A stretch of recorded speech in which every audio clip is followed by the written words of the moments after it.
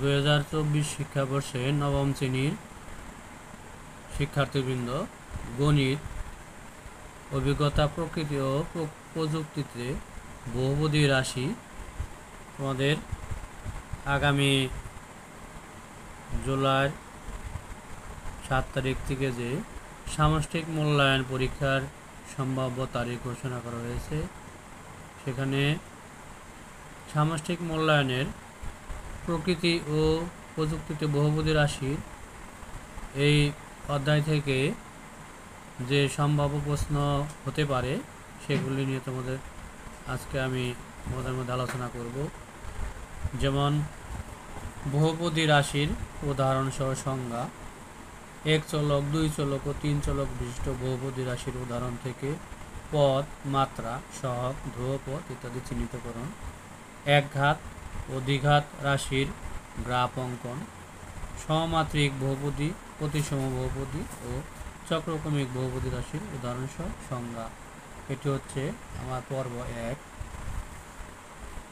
যেমন বহুপদী রাশি, এখানে সংজ্ঞা বলা হয়েছে বহুপদী রাশির সংজ্ঞা। বীজগণিত রাশির চলক হলো একটি প্রতীক বা যে কোনো সংখ্যা রাশিকে নির্দেশ করে। চলকের মাধ্যমে আমরা সংখ্যা রাশিকে বীজগণিত রাশিতে রূপান্তর করতে পারি। যখন কোনো নির্দিষ্ট সংখ্যা নির্দেশ করে তখন তাকে ধ্রুবক পদ বলে। তাহলে একটি বহুপদী রাশির প্রত্যেকটি পদের চলকের সূচকের সমষ্টিকে ওই পদের মাত্রা বলে। যে পদের মাত্রা 0 তাকে ধ্রুবপদ বলে। পদ সমূহের গরিষ্ঠ মাত্রাকে ওই বহুপদী রাশির মাত্রা বলে। যেমন এক উদাহরণে 5x - 3 একটি এক চলক, অর্থাৎ এখানে x একটি চলক। যদি y থাকতো সেখানে দুইটি চলক থাকতো। x, y, z তিনটে চলক, সেখানে তিনটে চলক থাকতো। তাহলে এখানে এক চলক বিশিষ্ট দ্বিপদী রাশি। এখানে -3 হচ্ছে একটি পদ। -3 মাত্রা কোনো মাত্রা নাই, এটা 0, অর্থাৎ -3 একটি ধ্রুবপদ যার কোনো মাত্রা নাই, সেটা হচ্ছে ধ্রুবপদ। এবং 5x একটি পদ, 5x একটি পদ, এর মাত্রা হচ্ছে x এর পাওয়ার আমরা 1 ধরতে পারি, তাহলে x এর মাত্রা হচ্ছে 1 এবং 5কে x এর সহগ বলে। এখানে দুইটি পদ আছে, 5x একটি পদ এবং -3 একটি পদ।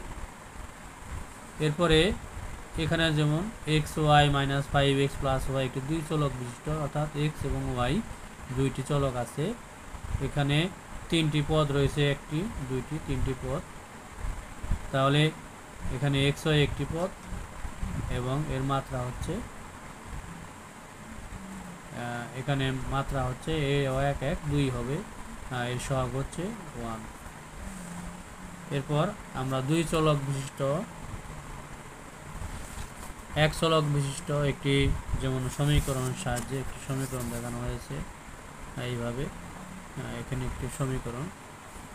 তাহলে এখানে an x এর পর n মুখ্য পদ, অর্থাৎ যে পাওয়ারটা প্রথমে বড় পাওয়ারটা থাকে সেখানে সেটাকে বলা মুখ্য পদ, এবং এটার চলকের যে সহগ সেটাকে মুখ্য সহগ বলে। যেমন এখানে একটি একক কাজ দেওয়া আছে, px = 2x² - 3x + 1 রাশিটির মাত্রা, অর্থাৎ রাশিটির মাত্রা হচ্ছে 2 এবং ধ্রুবপদ হচ্ছে 1 এবং মুখ্য পদ হচ্ছে 2x²। মুখ্য সহগ হচ্ছে x এর সহগ 2 এবং x এর সহগ হচ্ছে -3। এখানে ধ্রুবক রাশি হচ্ছে, ধ্রুবপদ হচ্ছে 1। তাহলে এভাবে আমরা দ্বিচলক বিশিষ্ট আরেকটি উদাহরণ আমরা আলোচনা করব। যেমন এখানে দুই চলক বিশিষ্ট বহুপদী। যেমন এখানে 6x + 2y, x একটি চলক, y একটি চলক। এখানে একটি জমির দৈর্ঘ্য x এবং প্রস্থ y হলে জমির ক্ষেত্রফল কত? জমির ক্ষেত্রফল দৈর্ঘ্য এবং প্রস্থ xy। এখানে দুইটি চলক x এবং y। এরপরে আরও এখানে উদাহরণ দেওয়া আছে, x - 3y + 6। এখানে দুইটি চলক আছে। এখানে x² y² - x বিভিন্ন চলকের উদাহরণ দেওয়া আছে। এরপর আমরা দুই চলক বিশিষ্ট জোড়ায় কাজ যেমন এখানে দেওয়া আছে। নিচের বহুপদী রাশিগুলোর প্রত্যেকটি পদের সহগ মাত্রা বের রাশির মাত্রা কত। যেমন এখানে মাত্রা 4, এটারও মাত্রা 2 2 যোগ করে 4, এটারও মাত্রা 2 2 4, এখানে 3 আর x 1 4। এখন আমরা 3 চলক বিশিষ্ট বহুপদী যেমন x y z, x cube plus y cube plus z cube, এখানে 3টি চলক বিশিষ্ট একটি বহুপদী রাশি দেওয়া আছে।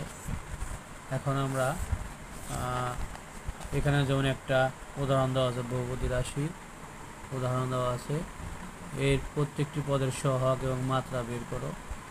তাহলে x কিউব z এর সহগ, এখানে কোনো সংখ্যা নয়, 1 ধরতে হবে 1, এর মাত্রা এখানে 3, এখানে 1 4, minus x square y square এটার সহগ হচ্ছে -1 এবং এটার মাত্রা 2 2 4, এটার সহগ হচ্ছে 2 এবং মাত্রা 3 আর 1 4। এখন বিশেষ বৈশিষ্ট্যের বহুপদী রাশি সমমাত্রিক রাশি। সমমাত্রিক রাশি যেমন x এবং y দুটি চলক, এই প্রত্যেকটি মাত্রা হচ্ছে 1 অর্থাৎ সমমাত্রিক। যেমন এখানে x স্কোয়ার, এখানে মাত্রা 2, এটাও 1 1 2, এটাও 2, এটা সমমাত্রিক রাশি উদাহরণ। এখন প্রতিসম বহুপদী, এটি কাকে বলে?